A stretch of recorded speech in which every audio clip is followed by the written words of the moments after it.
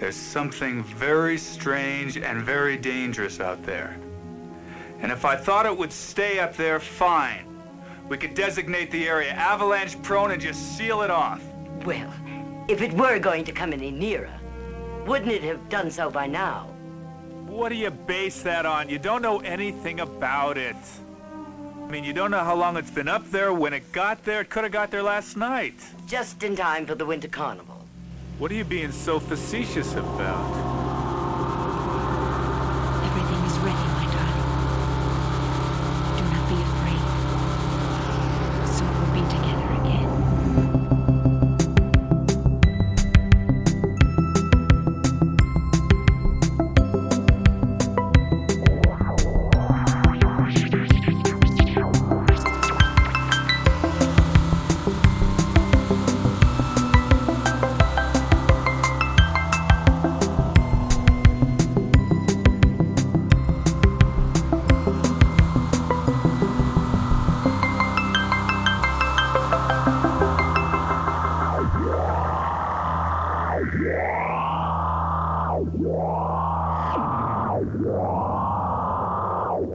This sandwich tastes as dry as hell. Hello and welcome to Hello, This is the Doom Show. I am Richard. Folks, I am joined by my favorite snow bunny, my favorite slalomer. It's frickin' Jeffrey. Hello.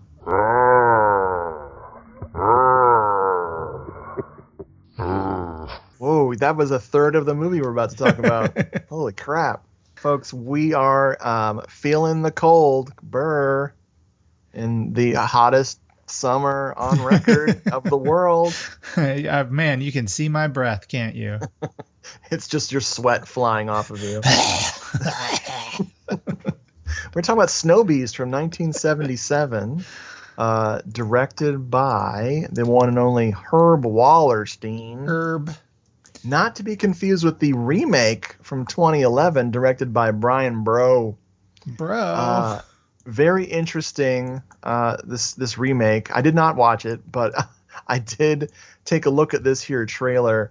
They replicated the design of the creature and actually put some money into it, so it looks like the same monster. Ooh. I thought it was the same suit at first, but no, it's just the same because this thing is articulated.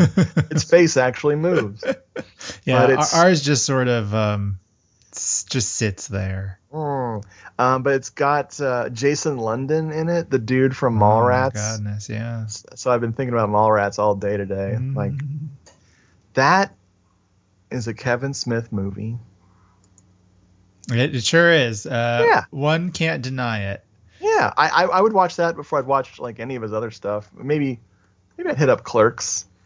You could hit up Clerks. But I would not do Chasing Amy again. If you paid me, yes, I'll do a lot of things for money.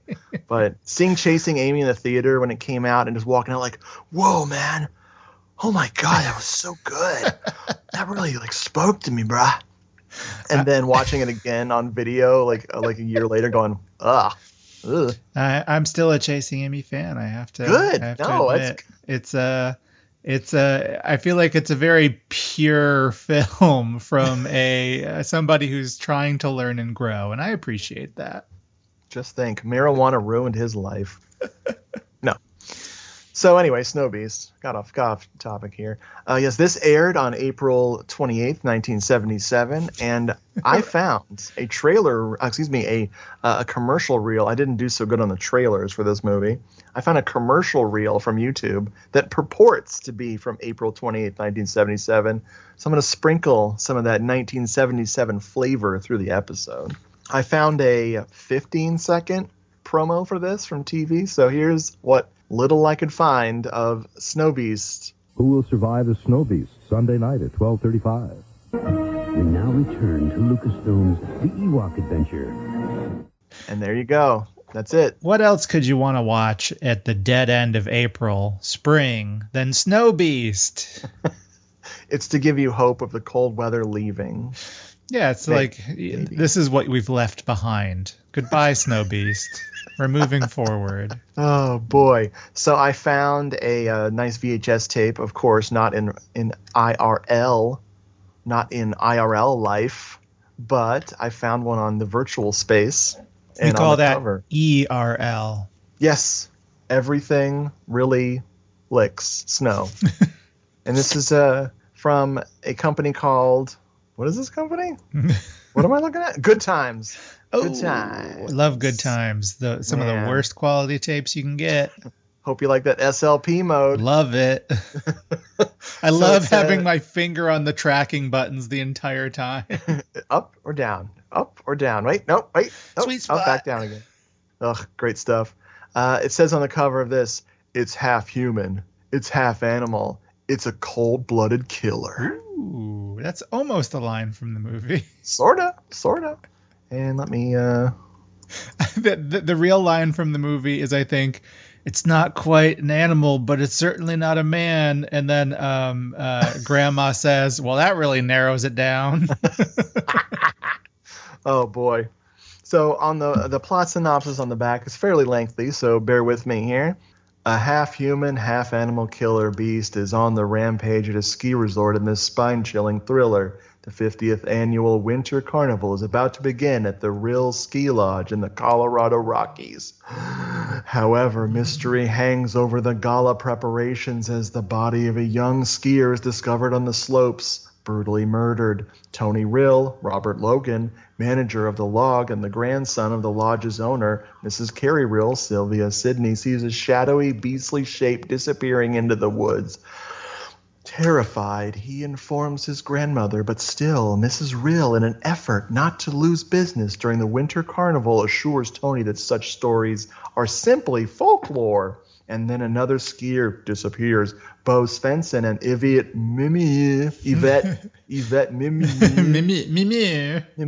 Mimi also stars as a former ski champion and his wife, who are witnesses to the horror of the Snowbeast. 96 minutes. That's not true. Not true. Color. Guaranteed superior quality. Videotape and recording. Good Times Home Video. We make collectability a way of life. Good Times Home Video Corp. 401 Fifth Avenue, New York, New York, 10016. Call him up. Yo, what happened to your tapes, bruh?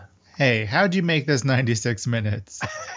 What did you do? I found a little clipping of an article by way of Groovy Doom. Folks, if you don't subscribe to Groovy Doom on either Facebook or Instagram or Twitter, find Groovy Doom. They have the best newspaper article and clippings to show drive-in triple features, all horror, all wonderful. You get to see some of the weird pairings of movies that have happened in the past where they put up a horror feature and then, I don't know, like Cannonball Run 2 or something. Very strange.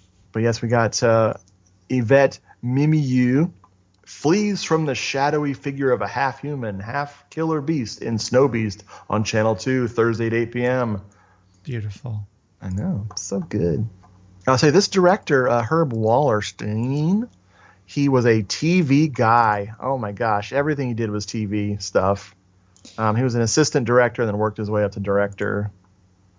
Did episodes Quincy and Father Knows Best. He had an interesting career because pretty much right after he directed this, he became like a studio head at Fox. Oh my God. Yeah, and that's what he dedicated the rest of, well, a good chunk of the rest of his career to, where he, was like overseeing productions of movies like Alien. Nice. Yeah, definitely had what's the bigger impact on film, when he worked at 20th Century Fox or when he directed Snowbeast? We'll never know. Only time will tell.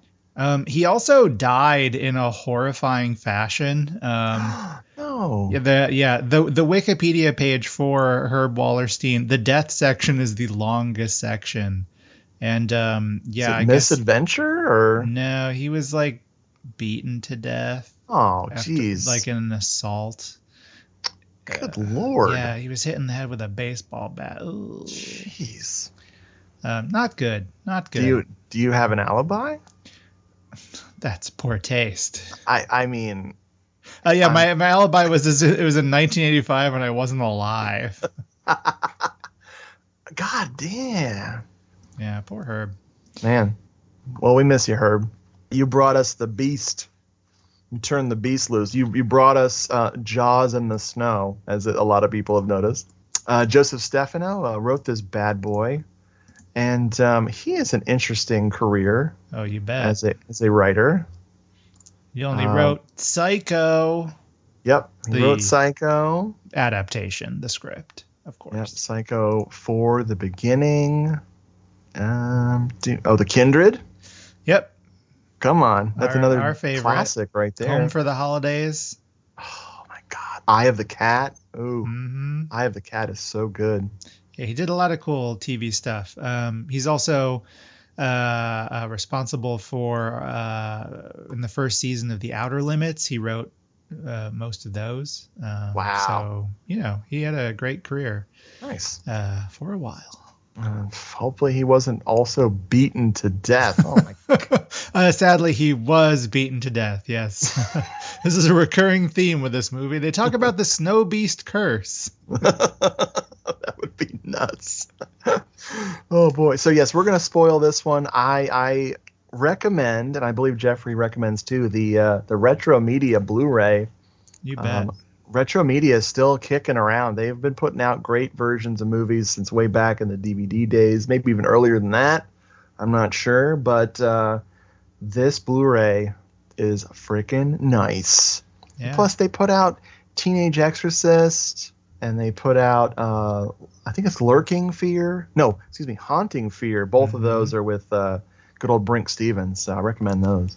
And not only do you get 2 different versions of the film on the Blu-ray, but you also get a commentary track with Fred Olen Ray and David Dakota, where they mostly just talk about their own movies. So, you get a bang for your buck here. They desperately needed a public forum for self-promotion. Those poor guys.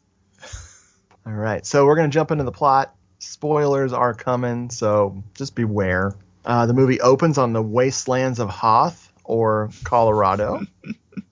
Some nice windy, snowy establishing shots. Yeah. And we're immediately treated to a POV with the beastly clawed hand of the Snowbeast. As he pulls away some twigs from his path.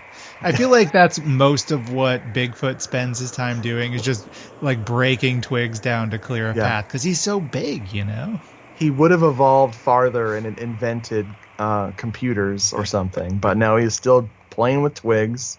We get slow-mo ski ladies having a moment, brought to you by either Wheaties or Sanka or insert whatever 70s commercial here. That's very, very fun. Now I get me up from sleep and I pray for quiet feet. Oh, Kentucky Fried Chicken, I didn't get enough at supper time. Oh, this finger looking good chicken, it's my favorite kind. It's America's country good meal. Kentucky Fried Chicken! America's country good meal. This is Jennifer and Heidi. They are just living their best lives, skiing the dream, as they say, in nowhere. And our pal Heidi, she's the smart one. She detects something funny. I don't think snow beasts are funny at all. I think they're very serious, and you shouldn't just say that. She's like, let's go back. There's something funny. And I said, something funny like the unknown comic from TV's The Gong Show? Oh, he's got a bag. Oh, man. Maybe if we put a bag over the head of the snow beast, that would actually be an improvement. He might not be gong so fast. Have we ever seen the Snowbeast and the unknown comic in the same place? I don't think so. Yeah, actually, at the Rill Lodge 50th anniversary Winter Carnival, the unknown comic really needed a job, as most people who work the Winter Carnival need. Yeah, him and Gar, they needed some work. So Heidi's like, peace out, and abandons her pal, Jennifer. Not a good friend. No. And Jennifer immediately gets POV'd and roared at. And then we cut to more ski fun as the Rills family winter carnival with our friend, not a personal friend, I wish she was my friend, Sylvia Sidney of frickin' Beetlejuice. Hell yeah. She's been dominating this thing for 60 years. Yeah, she's in this film. She's playing the character known as the Mayor from Jaws. Yes, she's definitely not motivated by financial gain whatsoever. Sylvia Sidney, what a career. Good Lord. The old Hollywood all the way up through the 90s. She's Love great. it. Oh, yeah. Leetta spotted her just by the voice. Yeah. As soon as she started speaking, Leetta's like, is that? Yeah, okay. And then the Snow Queen, the young Snow Queen, because, Mrs. Rill was the OG Snow Queen, but now we got the new Snow Queen rolling up in her quote-unquote carriage. This carriage is like a Ford vehicle that has the word carriage, Snow Queen's carriage, painted on it. I thought that was cool. We meet Buster and Tony, one character who's not important and one who's very important. Buster is going to get into some trouble in a bit, but Tony, he's the grandson of our original Snow Queen here. He also gives the most yellingest performance. Dude likes to shout. This is Robert Logan. Man, this guy, interesting film career. A Night in Heaven, which if you haven't seen, you should watch. It is very confusing tonally. Night in Heaven is very, very odd. He just yells at everyone in this movie. Yeah. Oh boy, very tightly wound. I love when the Mrs. Rill says, "I was the first Snow Queen when I was 16, and that was 600 years ago."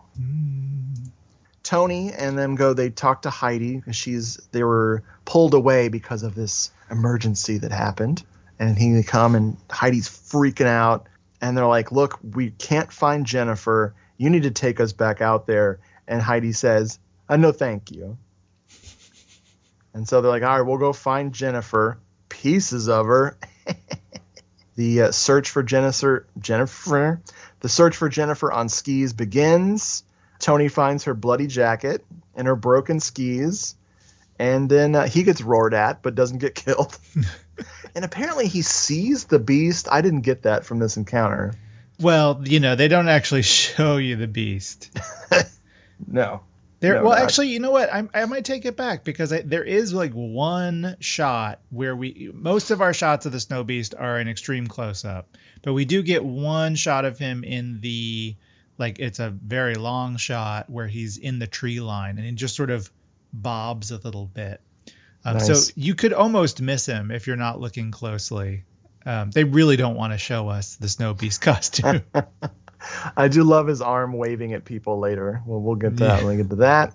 We meet Bo Svensson's character, Gar. And Gar. Party on, Gar.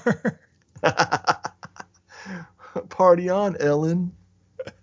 So Gar is a apparently washed up Olympic skier. His autograph could be worth up to $10. Keep that in mind. Dude, I take back the washed up part. So they're there. He's going to beg Tony for a job. The funniest thing is after he signs the autograph of that very excited kid and the kid walks away, he looks to his wife and says, "Well, it's nice to be wanted somewhere." So, yeah, this is why I love this movie. It's basically a soap opera about this love triangle between Gar, Ellen, and Tony. And right now we're learning, and we'll learn some more details later on that, Gar's sort of washed up in his career, and that's affecting his relationship with Ellen. And she just doesn't feel it for him anymore. And you know what? Tony's there. And Tony, he's still got that flame burning. In this very chilly film, he's got it burning. I just love that this is a TV Bigfoot movie, and we spend almost half of the time on this love triangle between the three of them. It's beautiful. Because this is Jaws. This is a Jaws movie with Snow Jaws. Was there like a romantic subplot in the Jaws novel that didn't make it to the movie? Yes, okay, that's there what actually I is. Yeah, Richard Dreyfuss sleeps with Brody's wife in the book. Yeah, in the book. Wow, and the movie cuts that out entirely. So yeah, it seems like God. they're basing that on the book. Steven Spielberg's like, hey, let's make these people likable. Let's be careful. But of course, it doesn't get nearly as illicit here because this is made for TV. So it's just a lot of, not very tense conversations between these different pairings of the trio. Want to know my personal secret for making deliciously thin crepes? It's this: precisely controlled heat. I get it with the Monsieur Crepe Maker from Sunbeam. It's almost foolproof, and it even becomes a nice little fry pan. So now, I can make perfect crepes with a little help from my friend Monsieur Crepe. It's from Sunbeam. I really love their quality. Tony comes back, and he's very scared about this whole thing and wants to cancel all the fun. And he's trying to explain this to Grandma in the most shouty and condescending way he can. And he says, this wasn't an animal, and it wasn't human either. And he also says it's very strange and very dangerous out there. And Grandma's like, nah, dog, we're doing this. We're gonna frickin' ruin everyone's lives. Let's proceed. Grandma, what you being so facetious about? Jennifer's missing corpse is blamed on an avalanche, or weather balloons, or swamp gases. And then Tony spots Gar and Ellen, and within seconds he hits on her, right in front of Gar. Yeah. Oh my God. Gar's just happy to be there and have a job. Yep. Our friend Buster, who's like kind of like second in command of this whole place, keeping people safe. He wants to go out and keep looking for good old dead Jennifer. And Tony's like, do not go look for her. Just put up some restricted area signs. And of course, Buster immediately ignores this order and goes looking. And then while he's skiing around, get used to the skiing sequences, folks. If we've had a little taste of them, we're going to get a big old heaping helping of some snow potatoes. See, I love those snow potatoes. This movie is, in a sense, my ASMR. Just scenes, endless scenes of people skiing and snowmobiling. I love that. I think about how difficult skiing is, like how much work it is to actually ski. And I'm like, I'll watch this movie. So apparently there was another actor cast in the Bo Svensson role of Gar Seberg, but he got fired and Bo got hired because that actor had lied about his ability to ski. Oh, no. So that is Bo Svensson skiing, which is unmistakable, right? I'm not surprised. Yeah, it's definitely him. There's a ski episode of Murder, She Wrote that I keep thinking that Bo was in. But I don't know if that was the episode. He was in 2 episodes of Murder, She Wrote. He was in Snow White, Blood Red. It was the ski one. The title. Yes. There you go. Well known as a skier. Folks, I know I'm preaching to the choir. Everyone listening is a Murder, She Wrote fan. But if by some reason you haven't seen Snow White, Blood Red, it's bonkers. It's a crazy episode. Great stuff. Oh my God, that's great. Anyway, so dipshit Buster freaking wipes out for no reason and is dangling off the edge of a cliff. The Snowbeast tries to help him out, offers him a hand. Granted, he's grabbing this man by the head and then screams, and the movie fades to red. Yeah. Snowbeast just doesn't know his own strength. He was trying to help. You're right, but didn't work out. Did not work out. So the search committee, maybe they're a team, a group of teamsters. They are looking for Jennifer, and they're searching at a barn where the Heidi directs them to. Is this barn they were skiing near. And the dumbass little kid, who's a son of one of the guys, he goes into the barn and gets horrifically traumatized by something in the water trough, he says. Dad goes in and finds what I wrote in my notes as Jennifermenting. These are corpses. Gross. I thought it was pretty good. So our pal Sheriff, I love this Sheriff. This is Sheriff Paraday, played by Clint Walker, who has the best voice. Clint Walker. Shit. Only 40 credits. That's shocking. He seems like somebody who'd been in like hundreds of movies. It's true. But man, yeah, he was in. Oh my God, he was in the White Buffalo. Holy crap! Killdozer, Scream of the Wolf. Deadly Harvest. Was that the Shatner movie? No. I don't know what Deadly Harvest is. He had some bigger ones early on, like The Dirty Dozen, Night of the Grizzly. Dude, I have seen The Dirty Dozen 3,000 times. That movie, he's the sheriff and I love him. His perfect hair is always perfect. He finds out about the Jennifer murder and takes off while Tony's trying to tell him about this, bloody jacket situation and the beast he saw.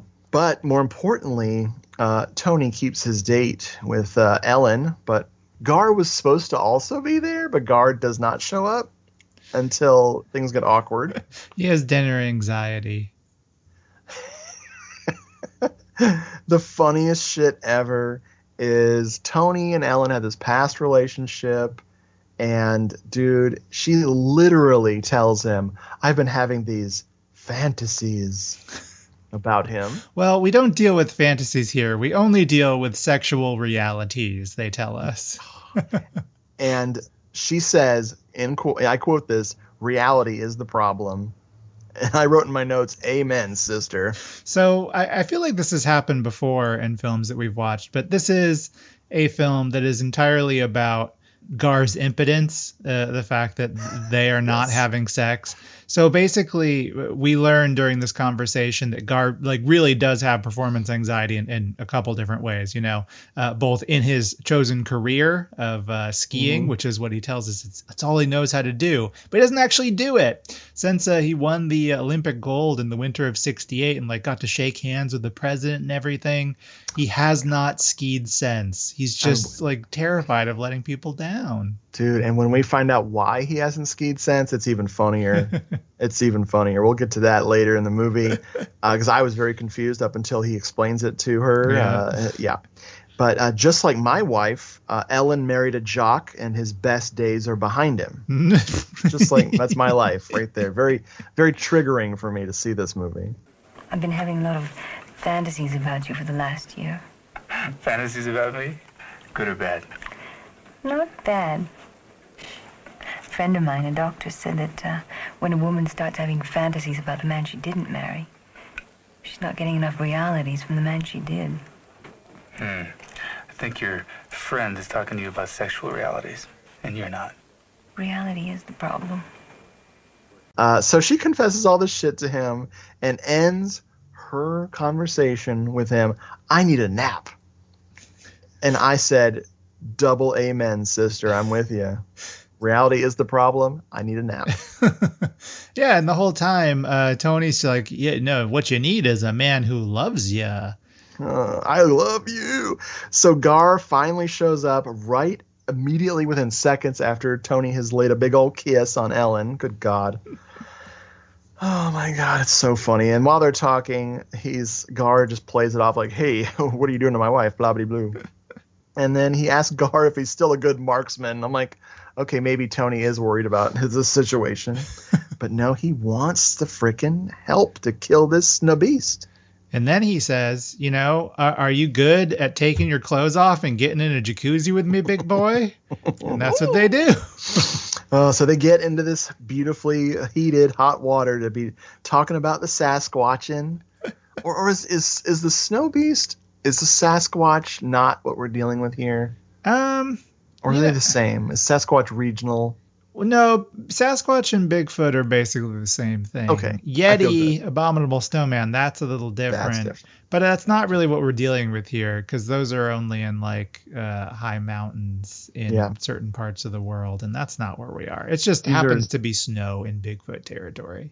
Yes, these are very, very snow ski lodge centric creatures we're dealing with. I don't know if you caught where this is located, where Real Lodge is, but I sure did. And it's called Crested Butte.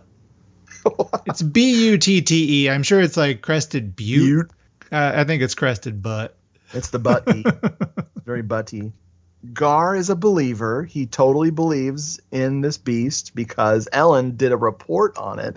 Ellen is a reporter, by the way. Yeah. And so because she did this thing where she interviewed a bunch of local yokels about it, he believes, and he's offended that Tony wants him to kill it. Just because it's different than us, you want to destroy it? And then Tony is shouting again about someone has died, and Gar is like, okay, gotcha. I do need to point out that I'm watching the film, of course, as we are talking, and Bo just angrily hoisted himself out of the pool, and he's wearing like Speedo trunks in that. Little blue Speedo. Oh boy. Party. Speaking of fashion, though, it cuts from that to them sitting in a room in the ski lodge full with pinball machines, and they're wearing like these big fluffy robes, and it's beautiful. They're just like sipping tea or coffee. Dude, just give them cognac and some cigars, and they're in a different movie. Tony is sinking into this robe. It looks like a little boy has put on his dad's robe. The trivia of this, one of the little tiny bits of trivia about this movie is it was bitterly cold when they made this film. It was very cold. So I too would retreat into the sweet confines of this puffy couch. I love it. Oh, I got a Gorgon. I got a visit from my baby. Folks, if you're watching the video feed, which doesn't exist, I've got a huge, like 18-pound cat sitting on the back of my chair. Is he really 18 pounds? Yeah, Gorgon, she's a big baby. Wow. Don't misgender her. Oh my God. Gender neutral cat. So he asks Guard not to tell Ellen under any circumstances because Ellen is this, reporter, and she'll panic the people. And because, even though Tony is sort of trying to do the good thing, he also doesn't want to spoil this beautiful snow ski carnival bullshit. She overhears the police, one of the cops looking for Tony, and she books it out to the farm to see if she can snoop a bit. And then right after that, Gar and Tony get to the same barn. And as they are arriving, Ellen is following the tracks of the Winter Beast. I actually wrote Winter Beast. Oh no, that's a different guy. It's a very different film, folks. Nice. So I'm glad I did that.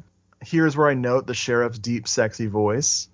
They ask Tony how he'll know if this body they found is Jennifer's. I'll recognize her when I see her face. She doesn't have one. Brutal. Brutal, Snowbeast. Why'd you do it? The sheriff immediately sees through Tony's little secrets about the jacket and a bunch of bullshit, and he's just not happy with it. What do you think, Tony? Can you help me? Is that her? That's her. What do you base that on?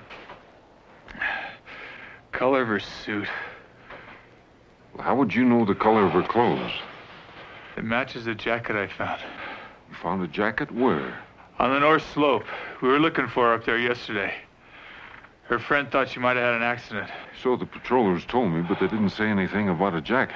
We spread out in different directions, Cole. But you came together again. That's right. So why didn't you show them the jacket? What? Why didn't you show them the jacket, Tony?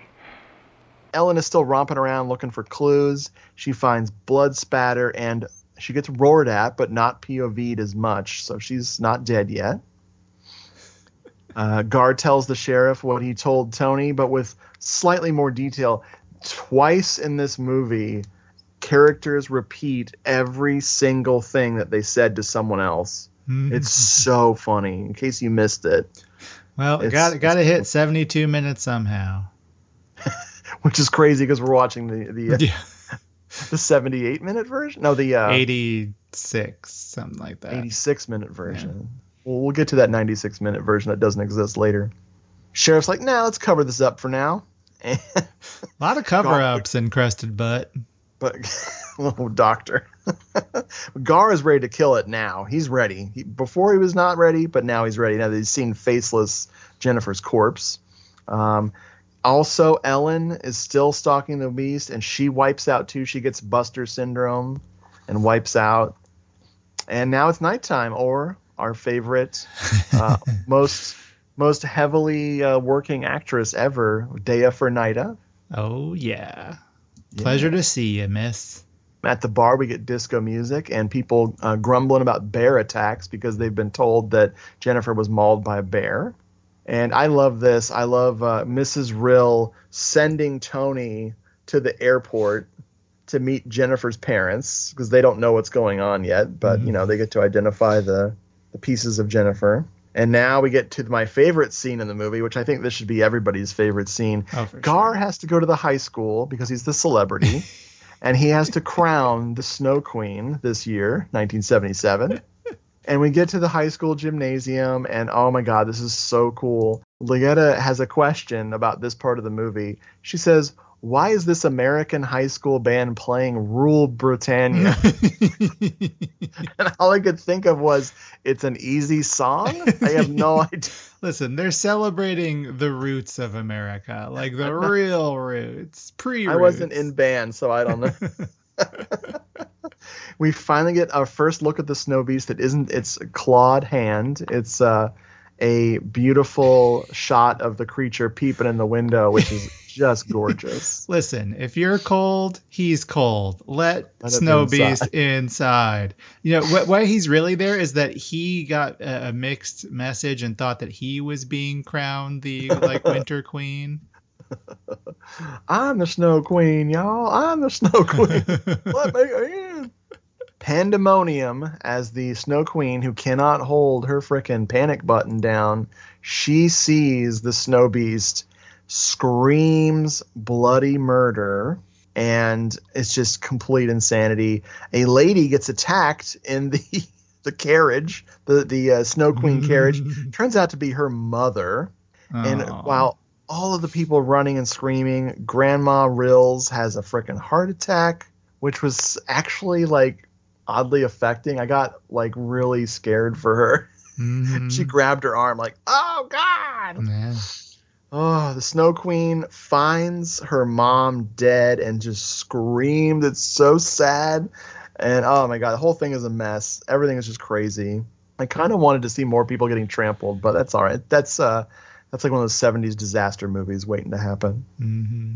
On the grandma on the stretcher, Mrs. Rills is she feels bad now that she's witnessed the results of their stupid ass cover up. Oh gosh, I was silly about this whole thing. She says, "Tell Tony I'm sorry." Sheriff tells Gar, by the way, your wife was freaking stalking us at that crime scene, and Gar's like, oh, where is my wife? And now we find out that Ellen is missing. So Gar goes back to his hotel room, this pivotal scene. This is Bo Svensson's big moment. Folks, we love Bo Svensson. You and I have covered it. This has to be at least the third or fourth movie. Well, we did Beyond the Darkness 3. Yeah, the train. The train, yeah. And there was something else between that and now. Because Amok Train was 200 episodes. Yeah. I love Bo. I mean, I think, we know he was cast in this film for his ability to ski, but I think he was also cast for his ability to basically pass as a Bigfoot already. He's I want to say this, but I don't know if this is true or not. He's like the American Mickey Hargitay. Is Mickey Hargitay American? I don't think he is, which is why I'm saying that. I think he's that accent was crazy. He's Hungarian American. Yes. Yeah. So he's this is the second time. This is the second time the killer has gotten away from us. Yeah, so that's how I see him. He's very dopey. I love him. He's great. Yeah. It says that he was an athlete and the personal driver and bodyguard for the King of Sweden, and he was a musician big band leader. Whoa. What? I just opened his wiki and my brain just freaking melted. Yeah, and I take it all back because he was born in Sweden. So, yeah, he's not the American Mickey Hargitay after all. He's the Swedish Mickey Hargitay. He's the Swedish Bo Svensson. So, yes, he's back at the hotel room and he's tapping on his skis. Tapping, very, very pensive. Because we get flashbacks to the horrible incident that caused him to stop skiing. Success. He was a huge success at skiing, and he quit because he didn't want to be a has-been. Yeah, he was just too good. I hate that. Self-fulfilling prophecy, right? Man, you quit while you're ahead, and then you found out, oh, dang, I quit. I'm unemployable. I need a job. So he conquers his fears, gears up, and heads out. Day of Nida returns once again. We can literally see the sun shining on this Day of Nida. It's great. It's up in the sky. Man, oh boy, did this composer, was this like a TV composer, I wonder? Music was by Robert Prince. Because this score is pretty good. It's effective. He sneaks some nice synthesizer in some of this stuff. Lots of TV work, of course. And somehow he was on the soundtrack for Annabelle Comes Home. I don't know what in the world. Interesting. They must have played of his stuff. Yeah. That's great. But he composed the music for Ripley's Believe It or Not. That's cool. Okay. Nice. I mean, I want to shout out the cinematographer here, too. I think this is a very good-looking film, considering clearly the budgetary and time restraints. Absolutely. Particularly with all this outdoor footage in terrible conditions and a lot of really energetic stuff, too. Like, all these skiing scenes look great. Like, that scene with Bo Svensson going down, they're clearly, like, sledding or skiing next to him while they're filming it, and it looks great. Dude, this cinematographer's name is Frank Stanley, and Frank Stanley has done some cool stuff. I know exactly which one. You know you're where gonna I'm say, going. Yeah. But yes, he did Car Wash, and he did Corvette Summer, but he did Grease 2. Oh, yeah. That poor bastard had to film that sequence at the bowling alley that goes on for at least 5 minutes too long, where every character not only gets to bowl, but every character gets their own little moment to shine with their dance moves, and their own little moment to shine and their dance moves sped up to an inhuman rate. It is the only time in the movie where I hate Grease 2. I love Grease 2. We know. Anyway, I digest. Morgan's really camped out. This is the longest this cat has hung out with me on this chair in months. So cute. What a reunion. This is what happens when you take 4 pages of notes. Let's see. So Ellen is passed out in the barn. She just go right to the murder scene and hang out. And there's something in there with her. Oh my God, it's Bo Svensson. The two reconcile, start making some amends. And that's when we find out that he's skiing because he was scared to become a has-been. And she literally tells him a lie. She says, "You're not a fool, my love." The reconciliation music is just gorgeous. I feel like I'm watching a movie that has nothing to do with the Snowbeast. I've been such a fool, Ellen. Oh, not a fool, my love. We're all afraid of failing. No. Not you. Oh, yes, me. I never knew that. I never showed you. Have you been keeping things from me? Will you kiss me? I thought you'd never ask. And we're just getting going. Like, we're not even into the frickin', like, the finale of the movie. Next morning, there's a helicopter searching for Gar and Ellen. You know, that's their one shot, their one chance to get the shot of this helicopter, because the rental must have been very, very expensive. Back in the barn, Ellen leans over to this supposedly sleeping Gar and says, "I love you." To which he says, "You say something?" The Snowbeast is coming, you know, roaring away out there, and Buster's dead, headless corpse falls from the ceiling. His head falls first, and then right behind it is his corpse. But because this is made for TV, the shot is way in the background in the dark, but it's there. It happened. This is a violent film. You just, you know. Gotta. All the violence is technically off screen, although it is like happening there. Yes, you got to crank up the brightness on your TV to even catch a little of it. So they barely escape the furry arm. So the Snowbeast is just his arm is trying to get in and roar, and the arm is kind of waving at them at one point. Very cute, very cute. The cavalry arrives on snowmobiles, and I find it funny that you and I, not too long ago, did an episode, Chill Factor, which is what's more than 99%? 100%? What's more than that? 1,000%? It's 1,000% snowmobiles in that movie. This one comes close, but not quite. There's a great they get rescued. Then there's a great funeral scene for Buster. I laughed my head off at this funeral scene. They literally all the little ranger dudes who work for Mrs. Rill, they have a 6-gun salute for the passing of Buster. And I was like, don't you guys like not want to cause an avalanche by shooting off a bunch of fucking guns? You're not authorized to shoot those guns, buddies. Captain, I'm ship's social director, but nobody is sociable. That's because you dress like a stowaway. You need Hager slacks. Or a Hager sport coat and slacks. Or deck yourself out in Hager's new vested suit. All of Klopman's textured woven fabrics, and at prices that won't scuttle even your budget. I don't have anything to do. Oh, my dear. What's a social director for? The Hager look, from America's best-known name in slacks. The sheriff rolls up with a corpse of the beast, and everyone celebrates. All the people are cheering. It's this poor, innocent bear. Poor, innocent bear costume. Yep, which is funny. I don't know if even like brown bears are in that part of Colorado. I don't know. Somebody carded it in, yeah. Oh, boy. It was very sad. Very fake, thank God. Gar is just miserable.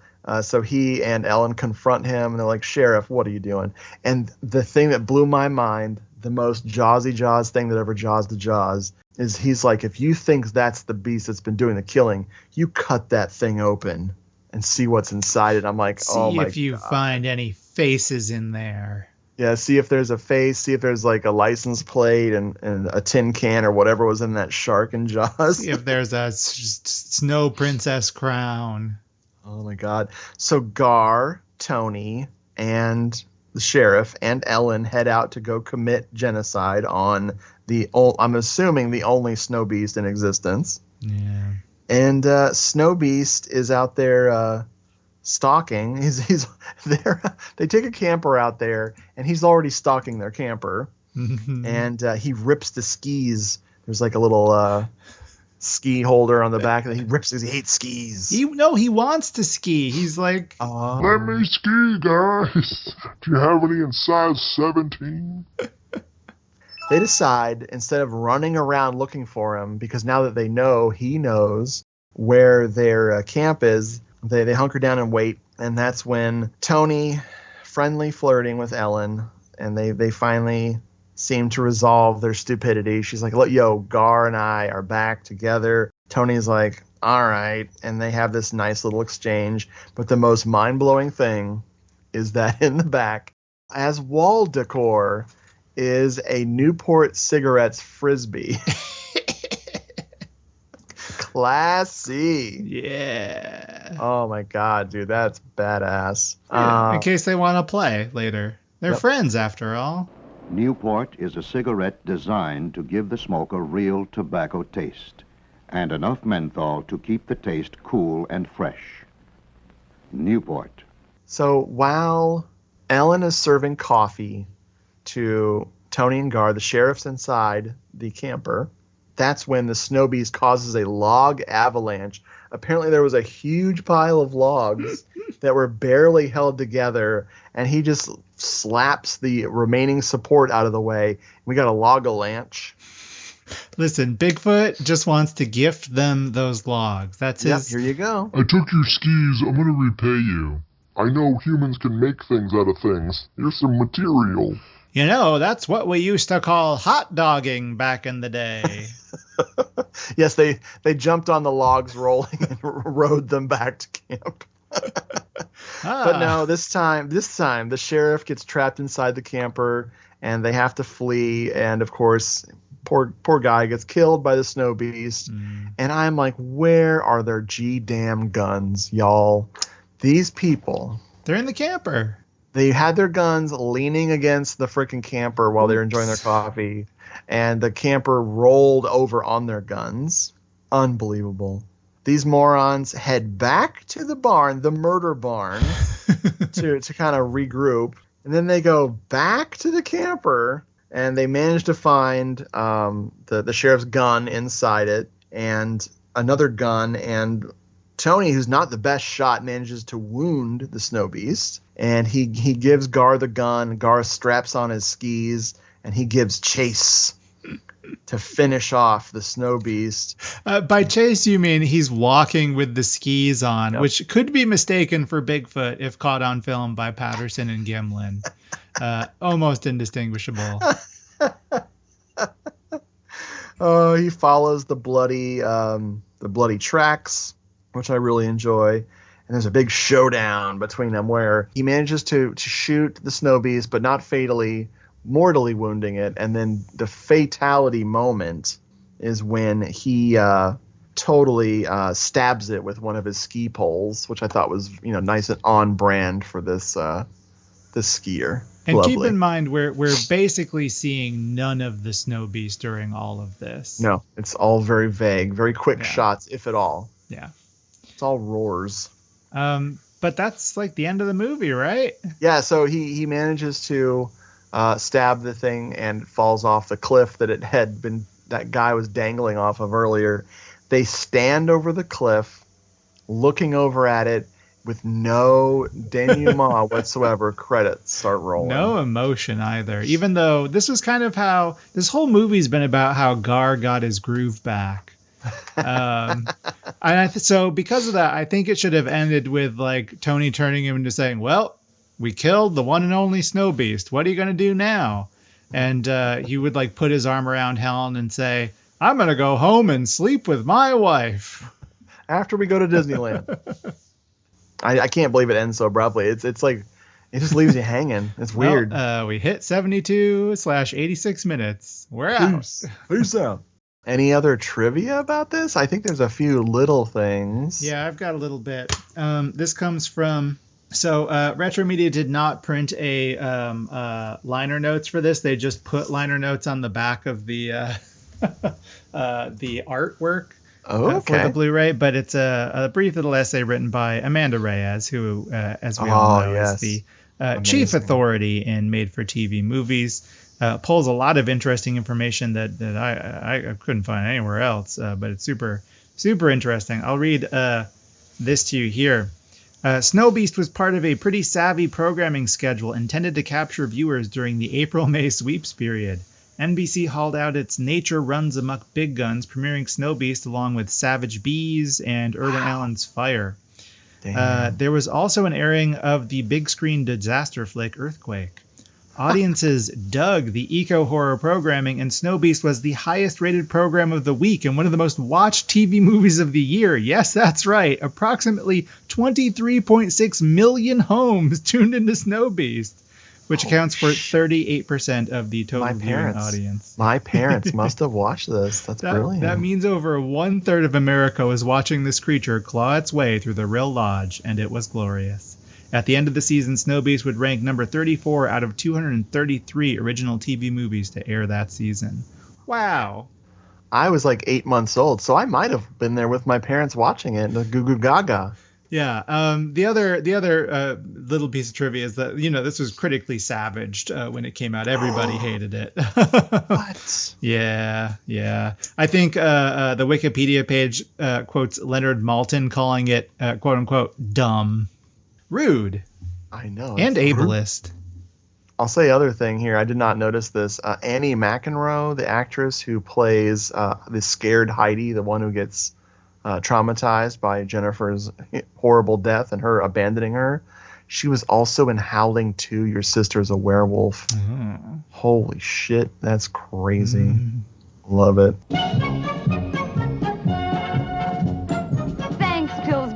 For bringing no-bakes pies to the people. Pies were a bother to make. Now with these 4 new no-bakes pie mixes, we get to eat delicious pies every day. There's no-bakes chocolate cream, no-bakes lemon chiffon, no-bakes vanilla marble, and a no-bakes cheesecake. It costs less a serving than homemade. Graham cracker crust. Thanks, Pillsbury, for bringing no-bakes pies to the people. So, dude, how do you feel about this one? How does this strike your fancy? Well, this, as most of the films we cover, was a me choice, and it's a little bit different from, I think, the films we usually cover. It's a little bit more competent, I guess. I was just going to say that. I mean, it's ramshackle and clearly very cheap, but it is certainly, more competent than usual. I love TV horror movies. They are what I would call balm films for me. They are like a soothing, healing balm. I watch them and I feel... As I say a lot, I feel a little sleepy, but in a good way. I feel relaxed, refreshed. You could seriously just put this movie on a loop, and I would be fine. I'd be perfectly content. It is just sort of boring enough to really tick all of my boxes. So yeah, love this. Highly recommended. Definitely a different flavor for us, for those listening and watching at home. But give in to the Snowbeast. You may find that you like the hot dogging. How do you feel about this one, Richard? Well, just like the other Bigfoot movies we've covered, I'm very pleased with this. This is great. Nice. Yes, the film is entertaining, even with the ski footage. It clearly is padding it out. The running back and forth between stupid shit to stupid shit is great. No complaints there. I wish this was a were Snowbeast and it was a mystery where someone was turning into the Snowbeast. It would definitely be Tony. I was going to say Vet Mimiu is the Snowbeast, but Ooh, dude, that's better. That's better, honestly. I really did enjoy this. It reminded me, of course, of other TV horror movies. The one I'm about to mention is one I'm confused. I don't know if it is a made-for-TV movie or just feels like one. The Boy Who Cried Werewolf. I believe. Oh, actually, now that you're saying it, I actually don't know. That might not weird? Be. Yeah. Because it feels like it one. Does. Yeah. Yeah. I recommend that film. I've always wanted to see Devil Dog Hound of Hell. Yes, that one's. I was reading an interview in my favorite horror movie magazine, Shock Cinema. I don't know those guys who make Shock Cinema, but if you're ever at Barnes & Noble and you see this magazine and it's got a lot of cool shit in it that's wildly cheap, get Shock Cinema, get a subscription. It is my favorite magazine about films. And there's an interview in the most recent one with Ike. I think it's Ike Evanson. I might be messing up his last name. He was the kid from Escape to Witch Mountain. And he was also in Devil Dog Hound of Hell. And I'm very curious about checking that one out now. Yeah, and Yvette Mimieux is too. Wow. Yeah, Reunited. Yeah, we should cover that one. That one's really I'm great. down. It's Richard Crenna. I mean, it's more exciting than this one, and also very funny. Crazy. It's crazy stuff. Yeah. From what I've heard about it. Yeah, this is I can see coming back to this one many times. This is my first viewing finally because I had the old Mill Creek copy, which did not inspire me to watch it ever because sometimes some movies were worth fighting through the cruddy VHS rip, but this one did not look like it. Yeah, and I'm kind of wrong. I mean, a lot of people were hip to this movie. I know the Shock Marathons guys, Matt Farley and Charlie Roxburgh and Tom Scalzo, those guys, their podcast covered this already years ago, so they're big fans, and rightfully so. Well, Jeffrey, this was fun as hell, dude. We did it, and you know what? We're like under an hour, I think. Oh my God, my freaking thighs are burning from all this skiing. I've got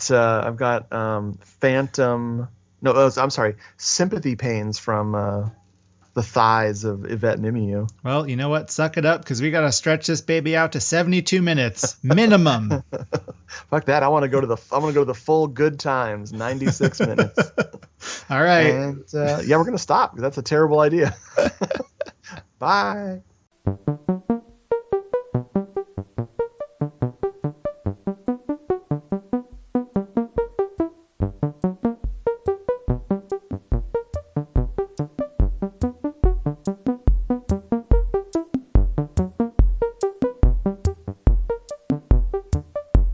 Folks, thanks so much for listening to this episode.